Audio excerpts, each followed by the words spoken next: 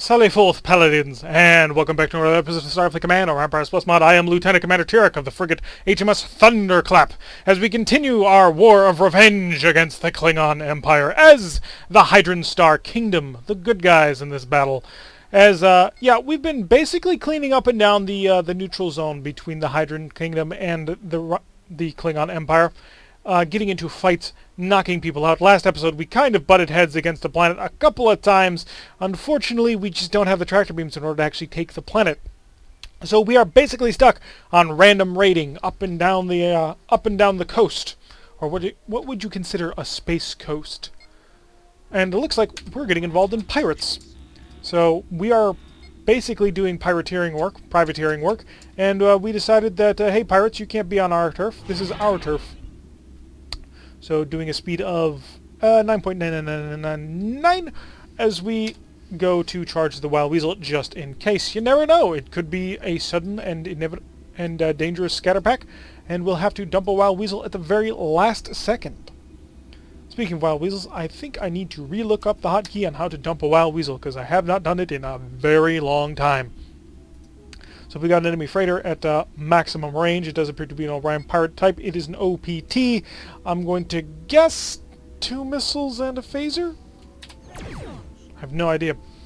It's not really something that I normally have to take any consideration of. It's just Orions after all, but we've been in this frigate for a little bit longer than we normally would like to be. Going up against those planets was probably about 600 to 700 prestige that we really didn't get the advantage of. Holy crap! That's 2 Plasma F torpedoes and a pair of phaser 3s. So yeah, we're definitely going to need that Wild Weasel. So let's increase our speed to our normal. Wild Weasel's ready to rock. And yeah, this could be bad. I'm not quite sure. Q, W, not really sure. But yeah, he's got a definite advantage if we get up close to him. He will have 3 turns where he cannot fire, though, after he fires those plasma torpedoes. So let's see if we can't make things work out great. Things will either go phenomenally well or awfully terrible. So part of me says, fire now, turn away, and try and extend. But, okay. Probe. He did fire both of them. So it is W, okay. So that definitely works out for us. And we will quickly. No, he slowed down. I need to go to this button, that button. Aha! Surprise! We didn't get through. Okay, not as great as I had been hoping. We only took down one of his shields, damaged to phaser 3. Let's continue to turn and keep right on top of him. I'll order a match his course and well, it doesn't match speed.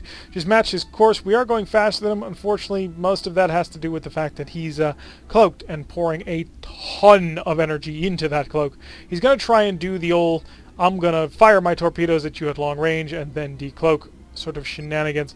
We're going to see if we can't force him out of that. Oh, crap, too close. That's not going to work. Too bad we can't set up our own mine. So fire our phasers at point-blank range. It did nothing. We're going to stick right on top of you. Stick to you like glue, my friend. As long as we stay behind him, we can't be hurt. So we're going to try and hover right on here. Any shots that we manage to get through, well, can be helpful. Unfortunately, hitting him through his cloaking field is very, very difficult. So stick right on top of him. Get ready with the phasers. I think we'll just wait, fire into his stern, and maybe we'll be lucky and be able to... Oh, here he comes out of cloak! Everything he got! We didn't manage to cause nearly as much damage as I was assuming we would. We've got to stay back here on his stern, increase speed, do not let him get away. If he gets away, we're dead. There's no other way to put that. We're just completely belly up. Because he'll be able to get his super powerful forward plasma torpedoes onto us, so... Buddy, you're not going anywhere. We're going to stick right here, nice and close, and if I've got to take you all the way up to speed 31, we're going to do that. And I can follow you up there. More shots in through. He's just lost a whole bunch of speed. Don't get in front of him. We've got to carefully match his speed, because if he drops behind us, we're dead. So doing a little bit of dogfighting here now. Positioning is absolutely critical here, something we may have gotten out of practice a bit when fighting the Merak, because positioning didn't matter. You just could fire anything you wanted. But here, as you can see, if you're in the wrong spot, well, you're going to die. We no longer have the advantage in this fight, but we're about to come up with another big phaser barrage right there. Whew, tore him apart. Forward shield did flicker off there because of how close we were to him, but ooh, that was a good fight. We didn't take any damage. That's what made that a good fight. 264 prestige. We're up to 1588. We are almost at the point where we can buy that ship we want to buy. We'll take the mission. We're about 300 prestige away. Maybe 400 prestige, depending on what's shown up since we left. It's a monster fight. I do not like monster fights. Luckily, we are aided today by the Dodger and HMS Fearless, a plasma frigate. Or not plasma frigate, but fusion beam frigate. He is pretty much our polar opposite, and I'm pretty sure that the normal frigate that we would start with in most eras of this game would basically be this. So Gatling phaser, phaser 2, and 2 fusion beams. Those fusion beams, of course, being very nice and powerful, but very, very close ranged. Fusion beam technology does not work outside of what is essentially on top of you. We are fighting, of course, the fusion beam monster, so that puts us in an interesting position. So being escorted by what is essentially a very heavy cruiser and a nice little point-blank range frigate, we are going to sit back and command this battle, which is sort of what we're designed to do. Hellbore ships generally are more command ships, although command ships really do mix both types. But if I were to command something and I only have choice between a fusion armed ship and a Hellbore armed ship, I would pick the Hellbore armed ship every single time. Because the Hellbore ship, well, you're basically guaranteed not to die. Firing one of our Hellbore shots at maximum range, it did not hit. Lots of missile fire. He may die before we even get into this fight, which is not something I'm opposed to. Don't get me wrong. I'm fully on board with, killing my enemy without ever having to actually get involved. We will fly in behind these fighters, let them do even more work, and now we're nice, tight on top of him, and I was hitting the wrong button to slow down time. So he's down to a speed of 8. He's lost one of his cannons. He has continued to fire at something else. Yep. It's over.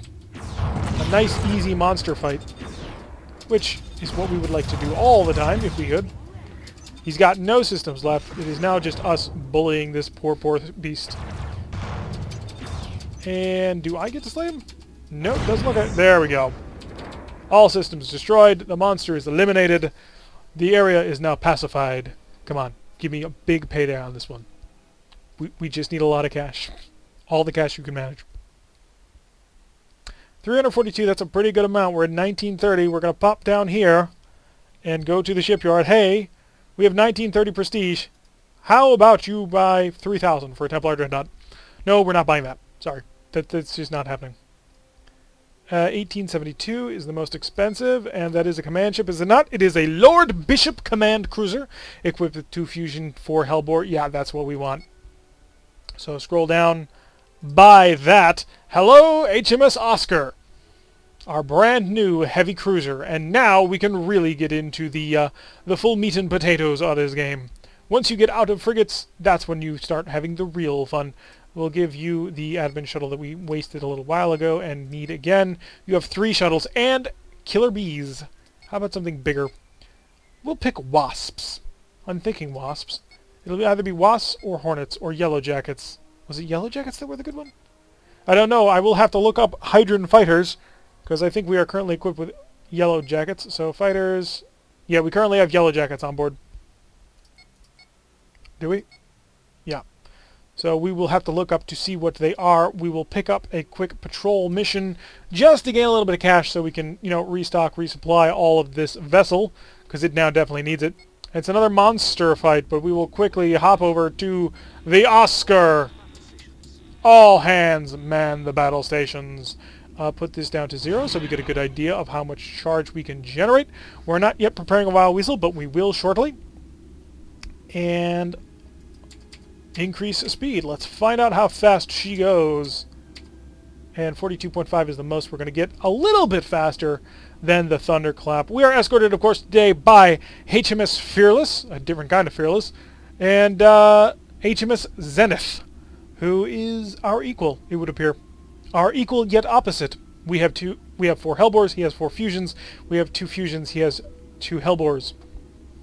Other than that, we're basically the same cruiser, except with a more slant towards being able to fight at long range. Frigate and a monster. Ooh, this frigate is, of course, the Andromedans. Dun dun dun! Yes, an Andromeda vessel has gotten involved in this one, and the other one was a fusion beam monster. Okay, so not much to worry about there, but the frigate definitely is a dangerous target. So let us increase our speed forward, or not speed, but our reinforcements. We are doing the exact same speed we were before. We are not going to need the Wild Weasel, but we are going to deploy our fighters on defense. Whoosh. Our Yellow Jacket fighters working in a small triple group. And we will prep, let's see, fusion cannons on 1, phasers on 2, fusion cannons on 3, so Hellbores on 1, fusion cannons on 3, and everything on 4, just because we can. Well, actually, no, 4 will be everything less the Hellbores. Just because you never know, sometimes you might want that. So I think we might be closing in on Hellbore range. We'll have to look that up. I keep meaning to, and I never do.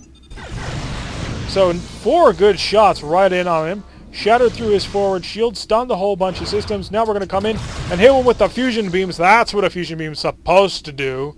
You bring it into close range, and suddenly it just rips things apart. Most of the time, whenever we fought fusion beams, yeah, the AI just didn't know how to use them right. That's how you use a fusion beam. So the Andromedan vessel, already heavily damaged. His mystery weapon, which claims to be a PPD and is lying, is currently under repairs. Not so worried about you. Maybe I should be, but I'm not.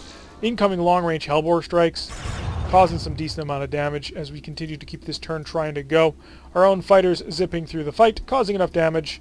Hellbores will not be ready for the next pass, and fusion beams are now a charging. I think it's a turn to cool down and a turn to charge. Maybe wrong on that, but we're going to come in and slam them with the point-blank range weaponry, I think. Maybe a fusion beam will be ready in time, or the Hellbore cannons will be ready in time, and if it is, well, he'll be getting that.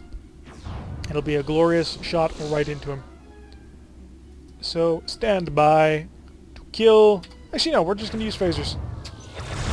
There we go. Annihilated. Now we'll turn off onto the monster. We'll get in close enough to him, and be... I'm thinking a range of 8. We'll treat it like photon torpedoes for a little while. If we close to about a range of 8, that should be able to do some good work for us. Right now, it's estimated if we were to fire 0 to 40, estimated of 22 damage. Estimate 11 damage now. I wonder... Oh, he's got a defense shift. The monster is generating its own ECM. Whoa! So, suddenly a big crunch on him. Hellbore's away. Most of our Hellbores hit. Did a decent amount of damage. Every other weapon fires. And look at just how that damage spiraled up once we started laying into him with the fusion cannons from point-blank range. Let's bring the fighters on back. Yeah, return. Thank you. So we'll get our fighters back in, get them repaired, just in case they need it. Are these our fighters? Maybe? I'm not sure. I think they might be. We'll come in. Any weapons we have available? None available at this time. Okay. Come on. Come on back. Yep, our fighters are back on board. We have nothing to fear anymore as we come back around and get ready to annihilate Patrol. I guess that's his name. Bit of a weird name for a monster. But we can handle that. We'll kill him with Final Phaser Pass. Unless the fighters do it. It could. But I'd like to take him. Nope, fighters didn't have any weapons. But we did. And there we go. Enemy monster annihilated. Andromedans annihilated. The Hellbore fusion combination is just staggeringly powerful. It's a great weapon. I love it. So 334 prestige definitely sort of picks up the problem that we were having. And shuttles, let's give ourselves some spare parts. I don't know if we're going to need a ton of spare parts, but better safe than sorry. And you know what? I'm going to trade in the Thunderclap. I want to save the money, and I don't want to have to keep bouncing back between the Thunderclap and the Oskar. So we're basically just making this a little bit easier on ourselves. And no target. Oh, wrong tile to go to, but there is a mission here, so we will take it. It's another patrol, probably against either pirates or monsters is what I would bet. Yep, it's another monster patrol. We'll hit that red alert. It is the plasma monster. Oh, goodness. Okay, so that's dangerous. We will immediately prep the Wild Weasel and increase our speed. See what our speed we're actually capable of doing now that we started on the ship from the very get-go. Looks like it'll be around 16. Oh, yeah, because we were putting points into an ECM shift. That's probably where the extra points went to. So the speed of 16 is a good amount of speed to have in a vessel such as us. Reinforce all. Increase that reinforcement to full power. And yeah, so the fusion beams charge in one turn, but they take one turn to cool down after being used.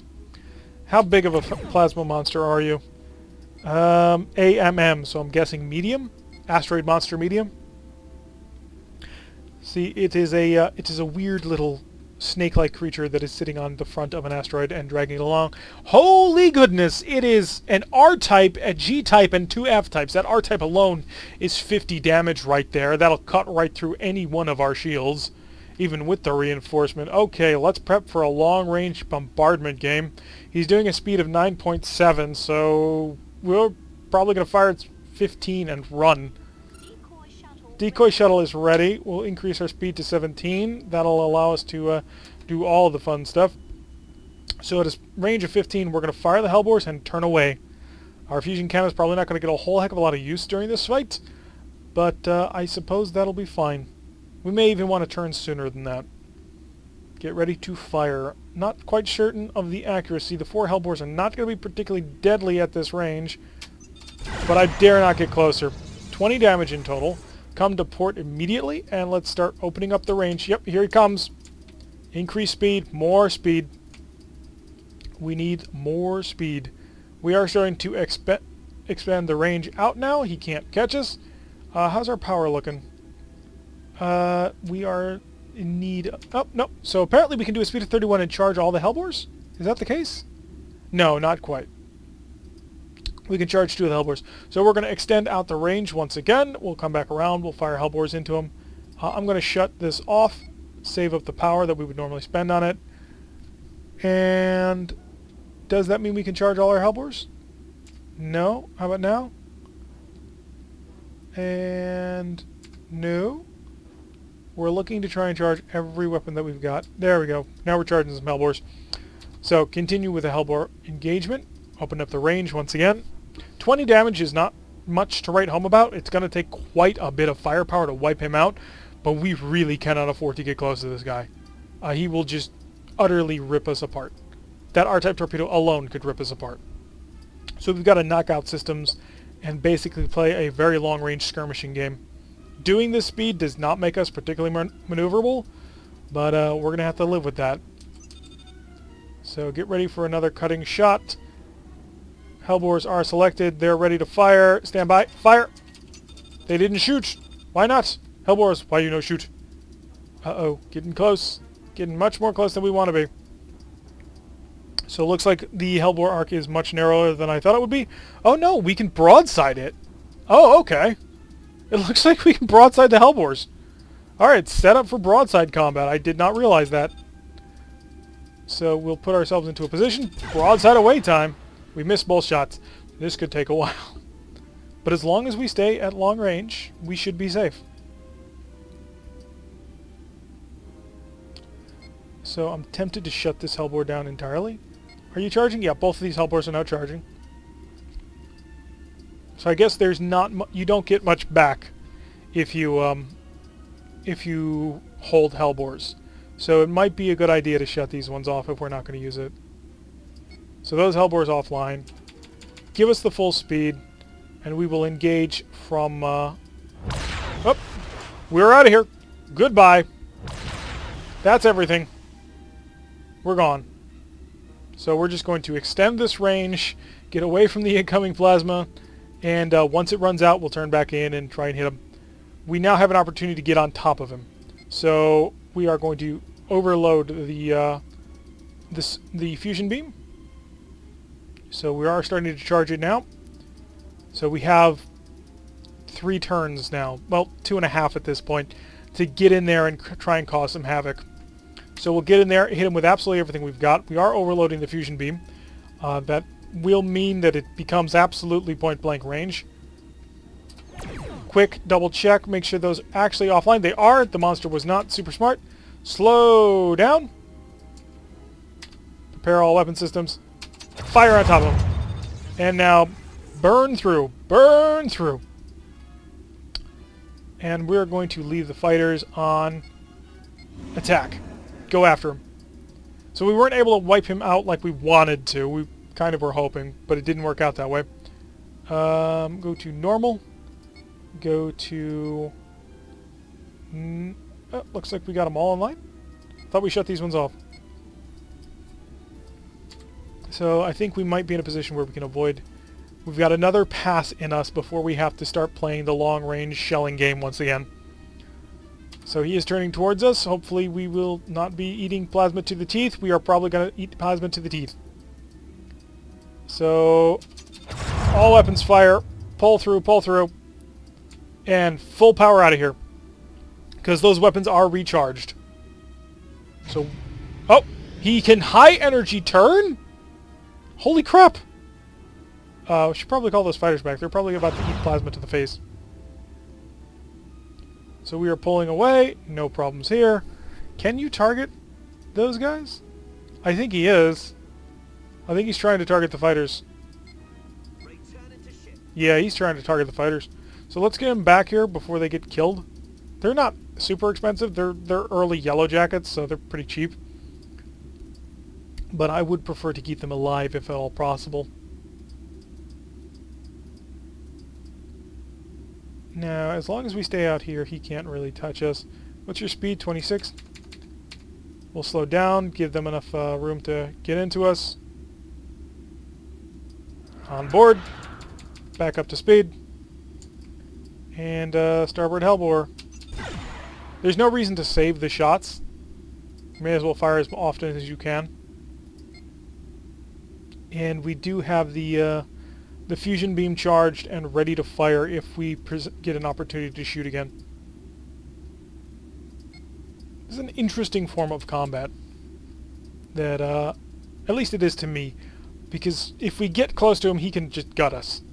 But as long as we stay out here, his plasma is absolutely worthless. So we can continue to just basically shell him this whole time. We're charging up both hellbores at this point. And I'm going to play it. So here it comes. Extend. Extend a little bit longer. Back into him now. So now we have a very limited amount of time. We got to get right on top of him and fire everything we got. So slow down to normal time, and the reason we're doing that is so that we can do this, this, and this. Everything we got right on into him. We've managed to cripple a whole bunch of systems. He's lost both of his F torpedoes, but his R is still online. So we're going to come around and we'll get one more good pass on this, and hopefully we can take out that R torpedo. We can't beam people on board the monster. It just doesn't work that way. Not anymore anyway. You used to. There was a bug back in the beginning of this game, and I think I mentioned this back during Season 1. There was a bug, and you could beam crew over onto a monster, and because it had certain flags on it, it would automatically self-destruct. But you can't do that anymore. So we'll get on top of him. All weapons charged. We killed him. Whew!